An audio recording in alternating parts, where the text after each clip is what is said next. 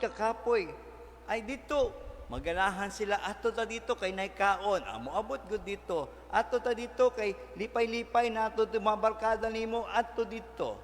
Ato ta dito kay naibagong abot, o apil ta dito, lindot kay dito, mag-ambak-ambak ta, magsayaw-sayaw ta. Apil, mag-meeting-meeting ta. Pero kung nanay pagsulay, maabot silang kinabuhi.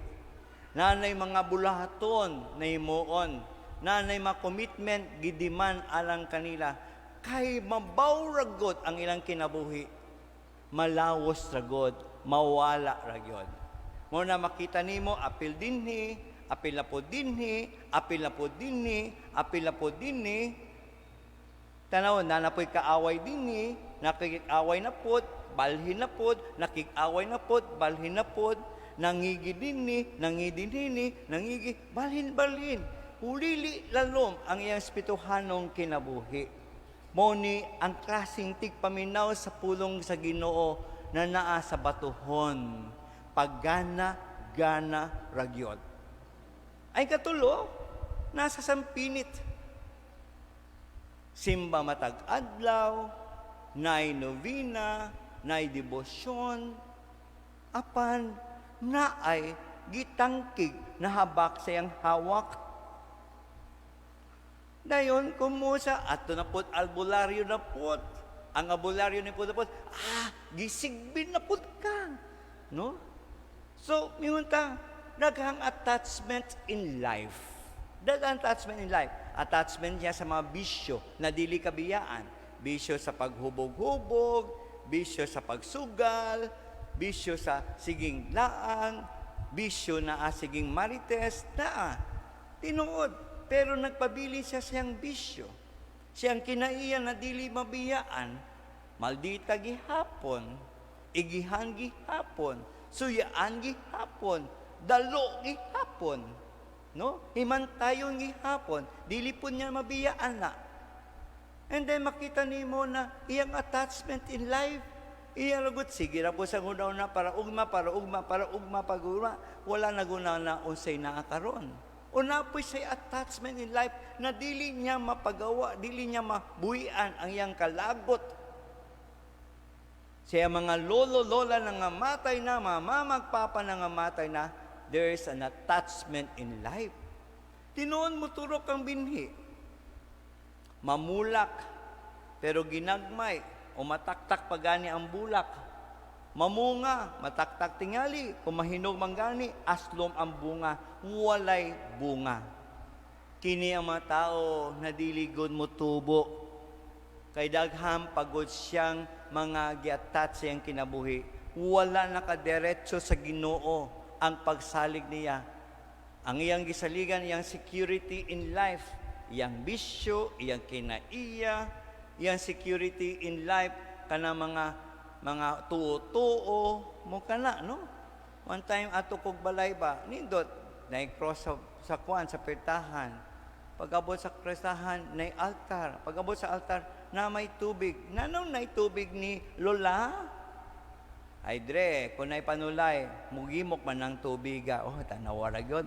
Gitapat pagod di sa altar ayang kuan. Napoy tindahan, lami kayong tindahan. Na isang tuninyo, lipay ka. Pag-abot sa tuninyo, naiiring, kakaway-kaway dito. Ngano naiiring di kaway-kaway? Araw mo abot ang swerte, tanawarag yun. Mo ka na. Daghantang attachment in life, dili na to mabiyaan, mo na dili ta mutubo. Dili kita mo na yung Ginoo ang ikapat kayuta, ang maayong yuta. Mutubo, ang binhi, manughay, 130, 40, ang iyang bunga. Kay kanuman, kay gidawat niya ang pulong sa Ginoo. Giampuan niya ang pulong sa Ginoo. Gipamulandungan niya ang pulong sa Ginoo. Gipuy-an niya ang pulong sa Ginoo. Ug ang pulong sa Ginoo namunga og daghan. Tanawan God, Jesus gave an example unsay klaseng bunga.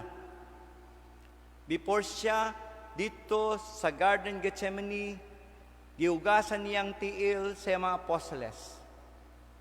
Dayon ningon siya, buhata kini, sama sa gibuhat ko kaninyo, pagpugasay kamo sa inyong tiil. Pasabot sa Ginoo, ang bunga, kung atong puy-an ang pulong sa Diyos, kung atong pamalandungan ang pulong sa Diyos, kung atong ampuan ng pulong sa Diyos, ang bunga ni ini, the fruit is that in service to God, in service to our brothers and sisters. Ang gugma, the charity, the love of the Lord mo'y bunga. Unsaon nimo pangingon na ikaw nagpuyo ka sa pulong sa Ginoo na dili gani ka kantigong mag-alaga sa magsuon. When you share the word of God, it is through service, my dear brothers and sisters. Nakapalo kita mang manglagad, no? And this is what the fruit the Lord is asking from us. Na mahatag na atong kagalingon sa pag-alagad diya kaniya. Sama kaniya na mapausanon siyang nagtuman sa pagugas sa tiil si mga apostoles. Ang pagpangalagad, it entails humility. Kung wala kay pagpaubos, di ka kaalagad sa pulong sa Diyos. Kung wala ka pagpaubos, di limamunga ang pulong sa Ginoo kanimo. Walay nag-alagad na taas ang garbo, kay dili dawaton sa Ginoo ang mapahitason. Ang dawaton sa Ginoo ang mapausanon na nag-alagad kaniya. Una, unsaon nimo pagdungog sa pulong sa Ginoo kung daan mapahitason ka na? Kung unsaon nimo pagdawat sa pulong sa Ginoo kung taas na ang imong garbo?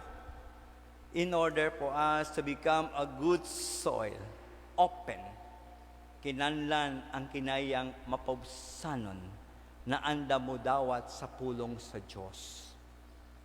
O andam mag-alagad sa Ginoo o sa iyang isig katao.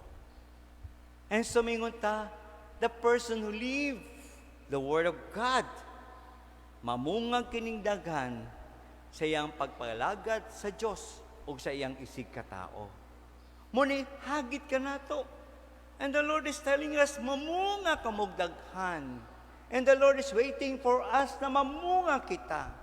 Ask yourself right now, what kind of soil are you? Bantok na yuta? Batuhol na yuta?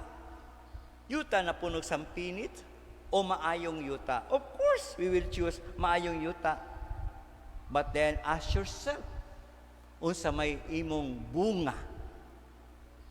Namunga ba ang imong pagpatinghog sa pulong sa Diyos? Namunga ba ni sa imong pagpangalaga sa imong isikingon?